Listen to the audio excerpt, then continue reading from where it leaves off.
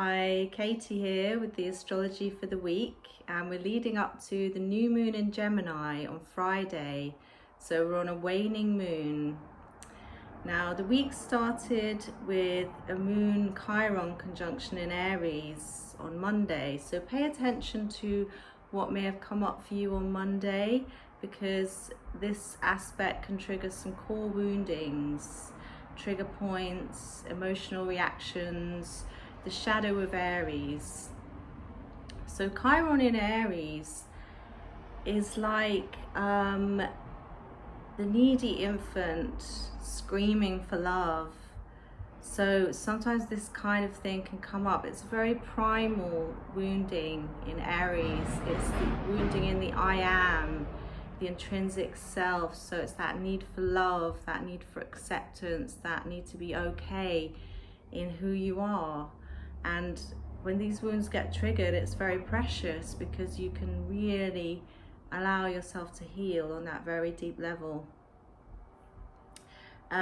So we also have these separating trines with the Sun Jupiter and the Sun Pluto. Now, Sun trine Jupiter is an amazingly positive aspect that's been affecting us since the end of last week. It's all about expanding your horizons, expanding your possibilities, expanding your sense of self beyond what you can see and beyond what your senses are telling you, beyond what's around you, beyond what you can imagine. So it's really important to make the most of this aspect. Sun trine Pluto again is very powerful because it's harnessing the most beneficial aspects of Pluto, which is, of course, deep transformation, healing, regeneration, and rebirth. And that's in terms of yourself and your identity.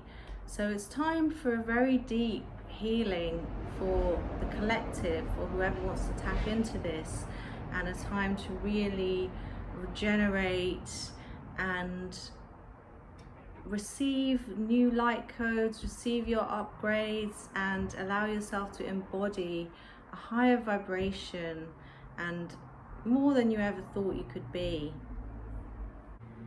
On Tuesday, we have the waning crescent moon in Aries. Now, the moon in Aries is very fiery, dynamic, impulsive, impetuous, and the last crescent moon is really about releasing and letting go and cutting away. It's the wisdom moon.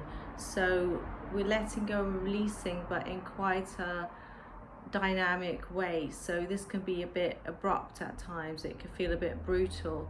So take care with your words, with your thoughts and your actions, because we might have a tendency to be a little bit more cutting or try to get rid of things that perhaps are good for us and we do need. So just take care of your emotional interactions and be aware of this aspect. Now on Wednesday, we have a Moon-Uranus conjunction in Taurus. So Uranus has been going through the early stages of Taurus, bringing big changes in the earth and the world around us, because Taurus is the sign of the earth. So Moon conjunct Uranus is making all this amazing Uranian energy which comes from beyond, all this electrical energy, this genius energy, and the moon is making it personal. So there's an opportunity to tap into this on Wednesday. Also, it can signify unpredictable events happening, things taking you by surprise, so just be prepared for that. But the conjunction is a very positive aspect, so it allows you to unite your energies with the great awakener, the great planet Uranus, and tap into some inspiration, tap into some new ideas. If you meditate, you may get very unexpected things coming through. On Wednesday, we also have the moon squaring Saturn, which can bring obstacles into light. You know, it's the square is the difficult aspect and Saturn is the heavy planet. So again, you know, there may be some restrictions, restrictive energies coming up, but just be aware of what those are, and then use that incredible electric Uranian energy to find new ways through whatever problems are occurring, whatever restrictions you find yourself in, because there's always something that you haven't thought of. So allow Spirit to guide you and send awakening codes and a whole new perspective on the situation.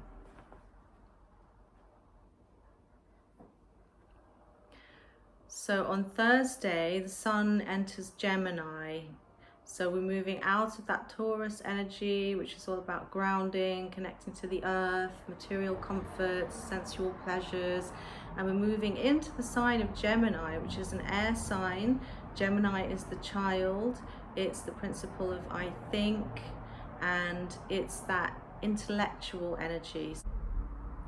So we have a lot of Gemini energy right now. We have, of course, Mercury and Venus in Gemini and the North Node. Now, Mercury and Venus are coming up for conjunction later in the week. Venus, of course, being in retrograde. So with all this Gemini energy, the focus is on communication and the flow of communication, the flow of thoughts and ideas. So it's a great time for sharing ideas and sharing information, because sometimes people need to know about things, sometimes ideas need to get through. So the highest expression of this is sharing good information and sharing new ideas that will benefit others and awaken the entire community. Although the Gemini energy can sometimes be a bit overwhelming because we have all the social media, we have people sharing all this information already, and it can just sometimes spiral out of control, a bit like a hurricane. It's all that airy energy, and you have to sometimes just get grounded and say, hey, you know, I need to focus, I need to find my center, and what do I really connect with? What do I really resonate with? So it's important not to get carried away with all that airy Gemini energy. Now Venus is retrograde in Gemini, and when Venus is retrograde, this can indicate something of a karmic cycle for relationships. It's a time of deep inner reflection for relationships, and also could be going back into the past. People from the past may come back into your life, or you may simply remember aspects of past relationships which are coming up for healing and for insight as well, for understanding our patterns. So it's very good to make use of this time, do some deep introspection, meditation, healing on your relationship patterns, because the more you heal your deep relationship patterns from the time you were a child, and also of course from your past lives and your ancestry, the more you can call in the highest vibration relationships into your life, the soulmates, the twin flame. So with Venus being retrograde in Gemini, if you're in a relationship, take a look at where it's at. It might be a good time to take a look at where it's at and how far you've come, and just talk about how you see things, you know, both check in and talk about how far you've come, where you see it going, what you see yourselves doing together. And you know, communication is so important in relationships. It really is the foundation of relationships, and without that they can really go astray or get destroyed. So it could be a really good time to do that. And if you're not in a relationship, it's a good time to really look at who you are and what it is that you want, and also what you have to offer, because it's about being the best partner that you can be, and the love that you have to give, the love that you have to offer, and the self-love. So it's an amazing time for self-love. Venus is the goddess of love, and she will be sojourning through the underworld and reappearing in the summer as the crown chakra, which is the first stage of her mystical journey. So this is the the darkness between the ending of the last cycle of Venus and the beginning of the new cycle. So it really is a time for deep reflection and inner work on love, karma, and relationships. Now Venus will be conjuncting Mercury in Gemini on Friday, the day of the new moon, and also squaring Neptune. So these are some interesting aspects. Venus conjunct Mercury is about the harmony of heart and mind.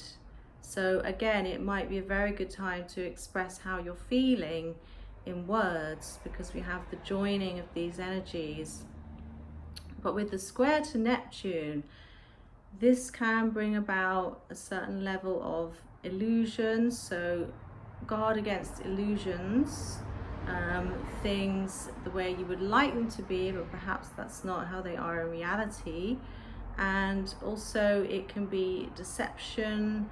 I mean, there's a great deception going on around us in the collective. You know, if you have the eyes to see, you can see that. So the deception is heightened, and with this square to Neptune, I think it will come out into the open and become really apparent that there's this great deception, this great illusion, this great pantomime going on around us, and it's kind of laughable, really. So on Friday we have the new moon in Gemini at 2 degrees Gemini, and this is interesting because the sun and moon are conjunct the star Alcyone in the Pleiades, and Venus is also heading for the Pleiades, and this will be the first time that she has arrived at the Pleiades. So this is a very special time for those of you with Pleiadian connections. The new moon in Gemini is a new beginning, the beginning of a new cycle, and it's a cycle beginning in the sign of Gemini, which is that energy of intellect, the air element, thoughts, ideas, communication. Also, Gemini has this wonderful youthful curiosity. So it's about that idea that, you know, if you're always curious about life, you always want to learn more about everything, it keeps you youthful, keeps you young. So there's a childlike quality to Gemini, and it's about fun as well. So, you know, it's a good time to have a little bit of fun, have a bit of fun with your communications, have fun with your friends. God knows we all need that. We need that playful energy. So it will lighten things up a bit, that playful Gemini energy. Although, as always, you know, all the aspects that we're currently moving through are deeply challenging. The further we go into the ascension and the separation of the two worlds, the dying of the old world and the birth of the new earth.